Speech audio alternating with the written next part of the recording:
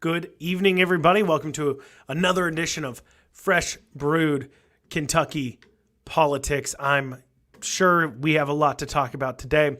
We're going to be covering some really exciting topics like Bashir pretending he's still making people mask up. We're going to be talking about some of what the caucus is meeting on tonight. Supposedly, what I'm told they're meeting on. You know, who knows if I'm right or wrong on that.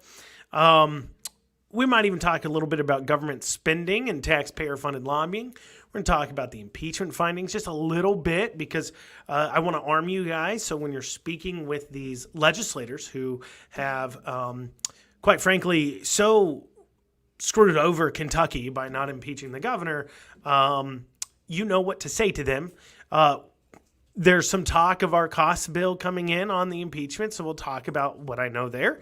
And then, we'll kind of talk a little bit about voting with your dollars a little bit better and what it means and who you support. So I'm kind of breaking it down for you. First, guys, I'm going to drop our link tree down here for you there in the chat. You can follow that to our merch shop. That is shop.brewedco, shop.brewedco.com. You can also donate to us at donate.brewedco.com if you want to help with our costs of the impeachment or the other advocacy work we do, which we will talk about a little bit here as far as that goes. And we will, you can also come by the shop and buy our coffee online, all that great stuff, share, subscribe, all that stuff people say to do to spread the word. I'm not really much into it. We just started doing a podcast here, but, just do that stuff that all the other podcasters always ask you to do. So getting into it here. So Bashir recently came out and said he is not lifting his mask mandate anytime soon. We're hearing about more and more states. I believe we're up to 16 states that have lifted their mask mandates. That is 16 states have lifted their mask mandates. And Governor Bashir, being confronted with that information, says they are wrong, I am right. So remember, guys, it is becoming quite clear as we go through this entire battle, that this is extremely tribal and it is all about who you listen to. And what do I mean by that? Well, people all the time say, oh, you're science deniers, you're denying this, or you're not following the law, so that makes you bad because you're not closing like you're supposed to, or whatever it may say. And something to understand and to keep in mind is that is literally, and this is a perfect example, that is actually one man's opinion on what they should be doing or not. Point in case that we have all these states that are opening up, they're lifting their mask mandates, and they're allowing people to go about their normal lives like normal, right? Shame they even had to ask in the first place, but they're letting them do all these things, and there's not a single person who's saying, look at on the other side of things, if our guy doesn't say okay, it's not okay yet, but all these other people are saying okay. Are you telling me these 16 other states are just science deniers too? You're going to sit there and tell me you chastise me because I think I know better than Andy Bashir does, but yet then you've got 16 other governors now saying, no, they know better than you, but somehow you're smarter than them. At that point, it is just very clear you are listening to whoever reinforces your worldview the most. And that is a crying shame, because I think we should be all a little more open in who we're listening to and data. I think all of us, if we were to be honest, and some of you guys, hardcore people, that maybe more hardcore than I am, may not agree with this, but I think initially when lockdowns first came and even masks first came, it was like, okay, yeah, it's something we do. I think as time wore on, it became quite clear who is at risk and who is not and how they protect themselves. A lot of that died off. And we're like, why are we doing these things when it's clear who's at risk and who's not? Why do I need to wear a mask because we're worried about stopping the spread when, what you're talking about is the risk you want to take on? And the back push argument to that is always, well, when you take on that risk, yeah, you may catch it. And yeah, you may be okay because you're not at risk. So take, for example, me, I'm 28. And in my age group, there's been 2 deaths in the entire state. I think it is highly, highly unlikely I die from COVID if I catch it. I think it is very likely. Of course, with how I live my life, I should have already had COVID. If it's really as infectious as you guys say it is, I should have already had it. So quite clearly, I've either had it and not known it, or it's not nearly as infectious as you say it is, whatever. But with that being stated, you say, well, that's fine for you to catch it, but we're worried about spreading it to others. And that just really doesn't hold water. And you see it quite quickly crumble when we say, well, if you're so worried about it, stay home.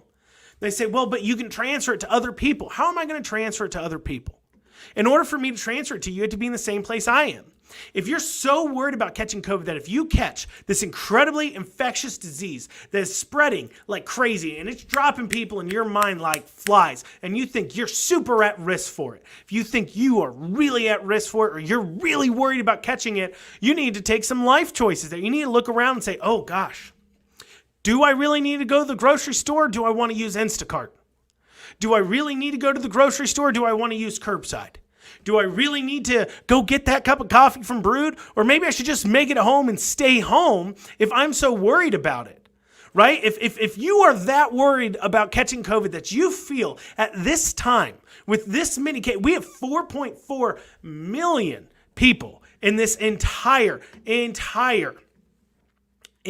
state.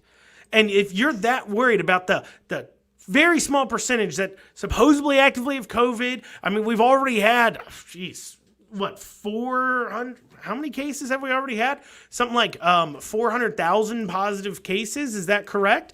And so it is. I'm going to double check that real quick. I'm sorry, guys. I should know this already. I think we've had 400,000 cases. Let's see here. We've had 411,000 cases. That's right. Okay. We've had 411,000 cases. And if you think so already 10% of Kentuckians have tested positive for COVID. And so you're that worried about it. You're that worried. Stay home. Let the rest of us live our lives. This dirty mask you have us putting on, and it is dirty. I don't care what you say. You could be like, well, it's your fault for not cleaning as much. Well, it's your fault for leaving your house if you're so worried about it then. Just stay home. Do you really need to go out and get that TV? I mean, that's really the point. If you're that scared that you need to require somebody else to go wear a mask everywhere they go because keep in mind, the reason why you wear a mask is to, quote unquote, protect others. What are you protecting others from? Well, you're protecting others from if you have COVID.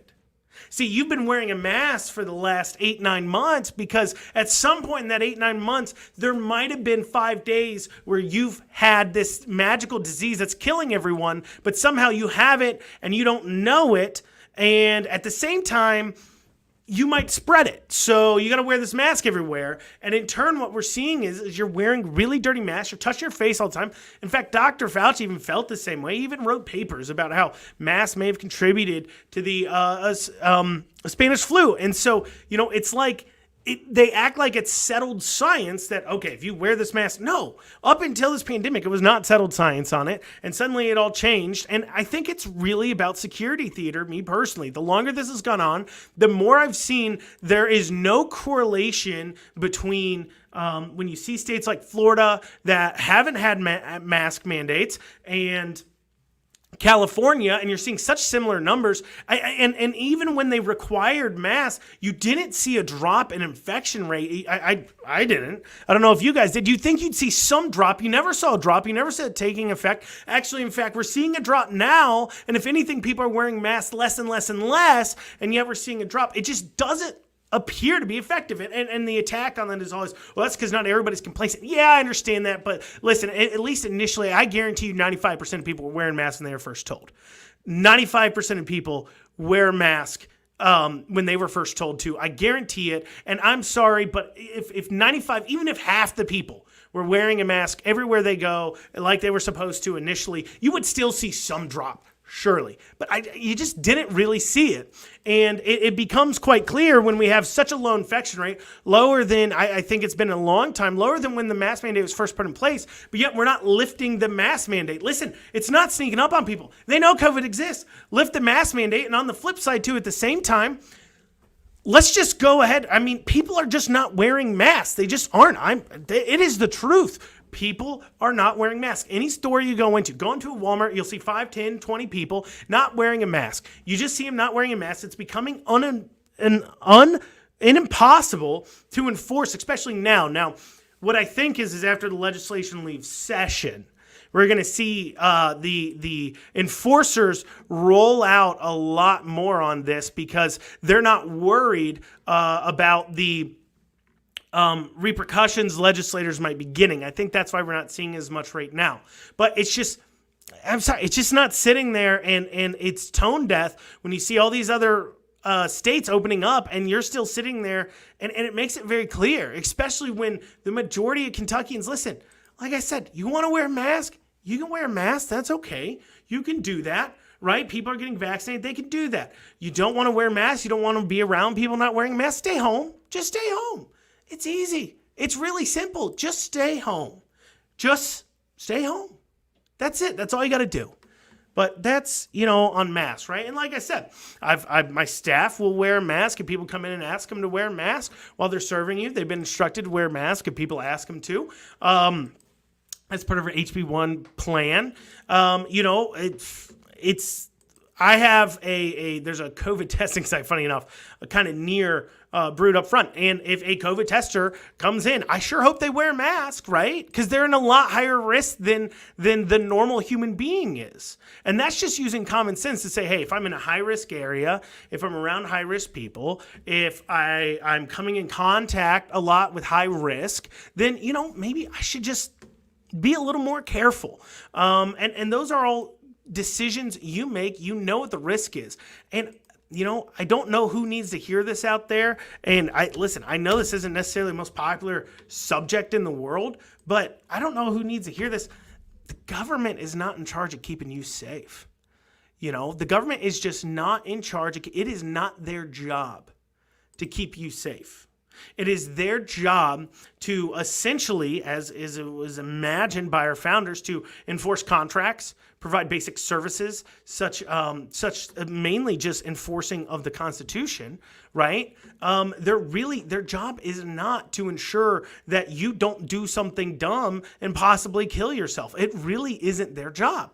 And I don't know what to tell you. Stop leaning on the government to solve your problems, because they're god awful about it and they're very expensive at it. So, going into the government solving problems, today supposedly the caucus is looking at deciding between a school choice bill or the gas tax bill. Now, of course, I wish I could tell you, because it's a Republican caucus, this is what they're going to come out with, would be the school choice bill. However, with how things have been going, it'll probably, as we know, be the gas tax bill. Now, I hear you guys when you're like, oh, why are we calling? Why are we emailing? They're clearly not listening to us. They're doing whatever they want. They won't pay attention. They won't whatever. And at the end of the day, you have to say to yourself, why am I calling and emailing? You're doing it for a simple reason.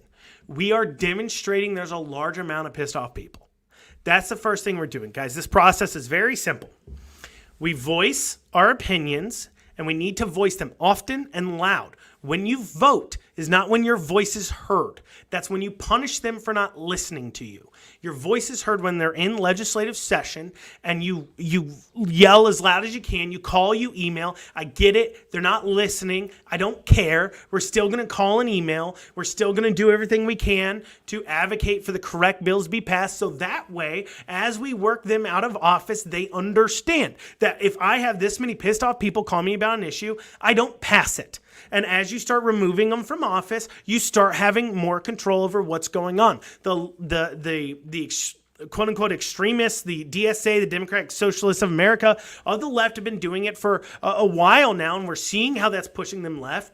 And we can claw back our liberties and rights, but it is a process. And if you expect to win this through a couple phone calls and emails in a couple of months, you're wrong. We've lost it over 30, 40 years. We're not going to gain it back in 3-4 weeks. It's going to take several years process, and I just need you guys to know that that's what it's going to take. So, What they're choosing is between a school choice bill, supposed and gas tax bill. Now, of course, they have a lot of different bills they could be also looking at. Of course, we have the, no more mask bill if they really wanted to do that. Now, what's funny is when people have been emailing about the no mask bill, some of the Republicans have been like, oh, no, I believe in masks, everything. Just stop, Republicans, okay? I go to all the meetings. We all go to all the meetings. We all go to the Young Republican meeting. I just came from a Northern Kentucky Young Republican meeting. The Republican Party meetings, the women Republican of Central Kentucky meetings, the women Republican meetings, the all the different meetings. We all go to them. Funny enough, most of you are not there, but whatever. But most of you, leadership isn't there, but from time to time you're there, you speak, whatever you say, and at the end of the day, there's never anybody wearing a mask. We know that. There's never anybody wearing a mask, okay? I know how you guys feel about it. You know how you feel about it. Just pass the bill. Stop worrying about that. In the emergency lockdown, you've got that bill in front of you. You might as well do that now. Pass them all. Pass HB 360. Pass every single one of these anti-COVID bills and just watch them all try to argue them in court. Let's tie them up with it. Let's have some fun with it at this point. Come on, guys. Let's have some fun with it. All right? But anyways, we're looking at school choice bill or gas tax bill. Now, clearly, school choice bill would be the way to go. It'd be the perfect time, especially after you just did HB 208, which does, under Section 1, subsection 2, allow schools to be NTI only next year if they submit a plan by May 31st, I do believe, or May 1st to the Commissioner of Education for the next school year. But that being stated, it'd be a great time to go ahead and throw in school choice. So that way, come next year, these public schools, you can punish them for not listening to the people and to the people who go to school there. And, I think that'd be a good time to do it, but you're probably not going to do it because that's a bold move. And, this isn't the time. You guys don't, apparently, when you've got a super majority, want to do bold moves because I don't know. But you don't. Well, I know why. Because if you solve a problem, we can't keep coming to you and electing you to do it. So you're best off not solving the problem is what you think. However, we're going to start electing people that actually are going to solve these problems. So, of course, then we have the gas tax bill, which, of course, they think they need to pass because, the road fund needs more money. So because the road fund needs more money, they go ahead and decide, hey, we want to increase this gas tax bill. Well, today, I don't know if you guys noticed, I posted two things. I posted about how two things on what's called taxpayer-funded lobbying. So there are government organizations, and a lot of states have legislation about this. Kentucky doesn't, something that I'm sure I will be focusing on in the next several years, but is taxpayer-funded lobbying. And basically is where taxpayer-funded groups like the health department can go out and spend taxpayer dollars lobbying on their behalf. Same with Fayette County Public Schools. And so Fayette County Public Schools had spent about $20,000 this year on lobbying. And then the health department actually has spent right around $80,000 about-ish on lobbying over the last, I found over the last 15 months, which is 3 times more than what they've spent over the prior 18 years on lobbying. Just in the last year, in several months, they've spent 3 times that, which, shocker. But right there, that's $100,000 of taxpayer-funded lobbying just out of Fayette County Public Schools and the health departments this year. That's $100,000. Now, you want to look at me and say, I need to raise your gas because the road fund needs more money. When you have public schools spending $20,000 a year on lobbying, you have the health department spending $80,000 a year on lobbying. And I'm going to have to sit down and look through, but I guarantee you there is at least several $1 million of taxpayer-funded lobbying going on. And you want to tell me that the gas tax needs to be increased while you have that going on? I pass by billboards advertising whatever government information you want to pass out, whatever new government initiative you decide you want to spend my tax dollars on advertising. I pass billboards, I get your ads, I get your emails, I get your phone calls about it, I get your texts about it, and all that is spending taxpayer money. Meanwhile, one of your key functions The roads is lacking, and your response to that is, I need to raise your taxes for that because I can't stop putting up billboards and I can't stop taxpayer-funded lobbying because, well, then my guys, my friends, I wouldn't be able to funnel them money through taxpayer dollars. I wouldn't be able to shift my constituents' wealth into the pockets of lobbyists if I did that. So instead, I'm going to need to increase your gas tax because, well, that's what I have to do because, well, quite frankly, I don't think you get me elected. I think these people do. I think money does because we don't show up in the primaries historically, and that's why they feel like they can do this to us. But don't worry, guys. We're going to be pushing back on this very hard over the next year or so. And we will be, after legislation lets out, we're going to be doing some classes on these things. We've got the Kentucky Liberty Foundation. We also have a few other vehicles that will be rolling out to make sure that we can keep fighting back and pushing back against these terrible policies that we've seen coming out of this Republican Party this year as well. So anyways, kind of moving on from that, we can talk a little bit about the impeachment findings. I haven't really did a deep down dig into the impeachment report before. As far as it goes, I'm not going to get super deep into it. I've just been seeing members of the committee, the 4 Republican members of the committee, coming out and saying things like, oh, well, it just didn't, trying to act like it's a factual thing. Here's the facts. Here's what the board saw. Did the governor break the law? Yes, he did. They do not disagree that he broke the Constitution. The disagreement is on whether or not they think it raises to the level of impeachable offenses. And they admit in the report that is their opinion.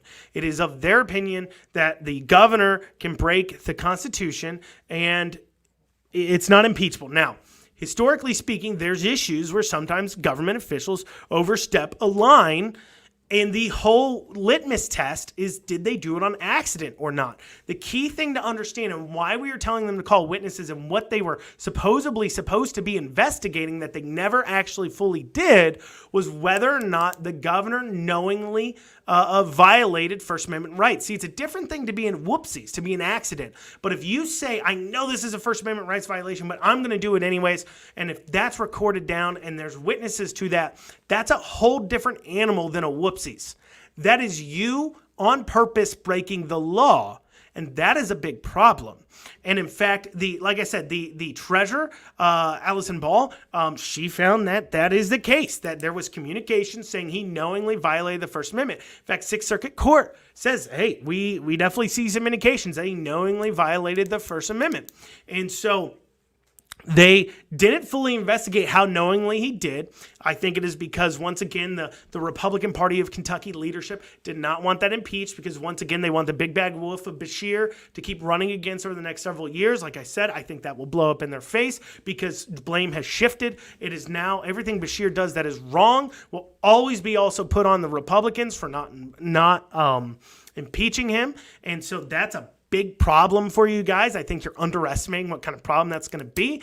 I think you don't show, like I mentioned earlier, you don't show up to your own meetings most of the time. You're not listening to your own voter base anymore. You're out of touch with it. And man, that is why you do not understand how much they will continue to blame you. And so quite literally, once again, getting back to the impeachment findings, it's said in there that it is of our opinion. It's up to the person looking at the legislator looking at it. It is their opinion on whether or not something rises to an impeachable standard or not. And what does that mean? Well, what that means is do they think, so this was the question they had to be asked. First question, do I think a governor telling you can't go to church on Easter, and then when you do, sending police out to your church to harass you and then threaten you with criminal charges, and the only reason you didn't get hit with criminal charges was because you went to court and got an injunction put to stop that from happening, do I think that is impeachable? And then the next question is, if you don't, you have to ask yourself, would it be impeachable if the person doing that knowingly knew they were actually breaking the Constitution. Not they interpreted the Constitution to say that they could do it, which I don't know how you in America read our Constitution and then say, I think I can tell you can't go to church. Yeah, that makes sense. Like, that's crazy. Churches don't even pay taxes. I mean, come on. Churches don't even pay taxes. You think you can tell people not to go to it? That's silly. And actually, the Supreme Court agrees with that finally in Diocese v. Cuomo. But anyways, but if you say no, but then if I add, did he knowingly do it? That takes away this idea of it being a good faith error because you knowingly did it. And that was what they are supposed to be investigating. And that's why they asked for more records. The thing they never did was get those records. And by the way of not getting those records, they never really completed this investigation into the charges fully. They didn't call witnesses. Instead, they wanted to get rid of it because we were bothering them like crazy because they were getting thousands of emails and thousands of calls, and they just wanted the pain to stop. And once they realize that when they get that pain, when their email inboxes are filling up and their desks are full of messages from your phone calls, and once they get that pain and they realize what that means, and what that means is if you don't do what we want you to do as your voters, we will dispose of you. We will get you out of office. Once they realize that's what it means, they start to listen. And remember, guys, it's a process in the sense that we have to now vote them out for doing these things. Now, that was the impeachment finding. Supposedly, a cost bill has been issued. I personally haven't seen it. The way we found out about a cost bill was actually a reporter called one of the petitioners. And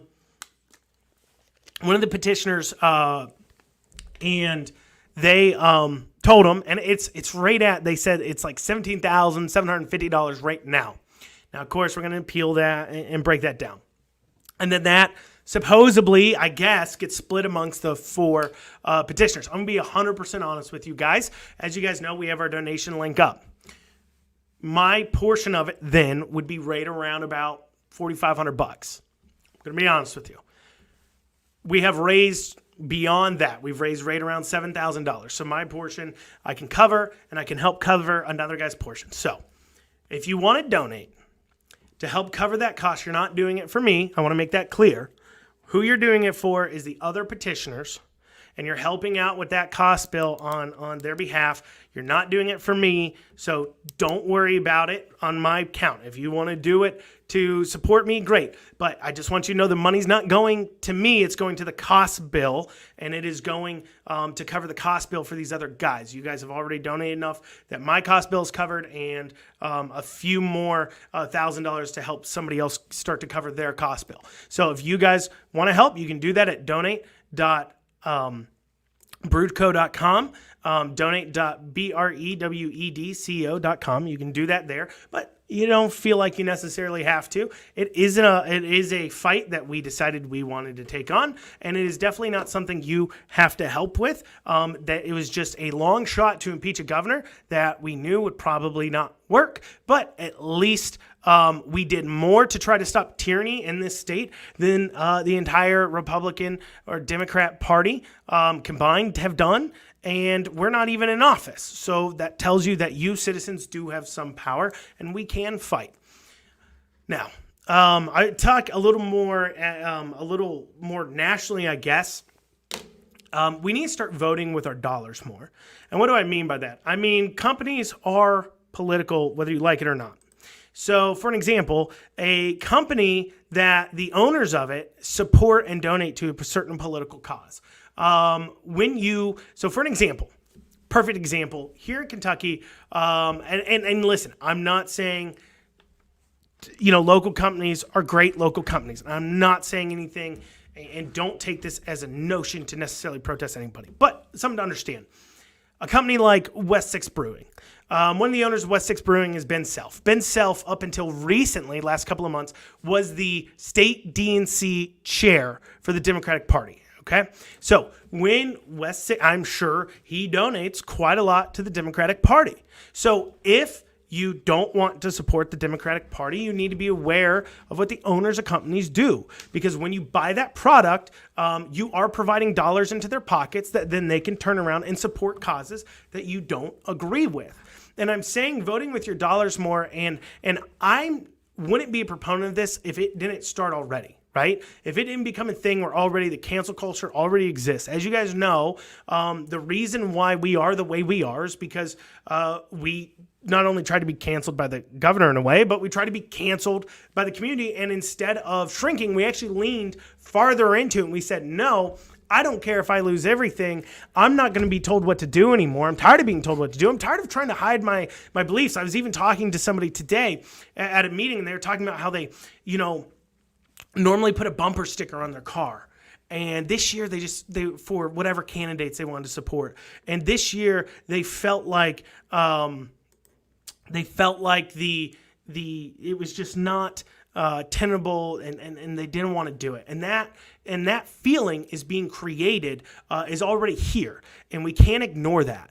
And we've got to start becoming increasingly aware of the politicalness of the companies that we frequent and that we go to. And not everybody's as out as we are. And we kind of did it in reverse order, where most political activists have like an issue, and then they start to advocate for that issue, and then they try to hope to build lists, and they build a platform, and they then try to figure out ways to monetize it to fund the actions, not for them to make money. And trust me, there's a lot easier ways to make money, and this is, and I hear it all the time, where the detractors will come on and say, "Oh man, it's a grift, and it's all about money for you, and everything else." And listen, about money in the sense of saying I'm not in this to lose money, but it's really not about money in the sense that I'm trying to.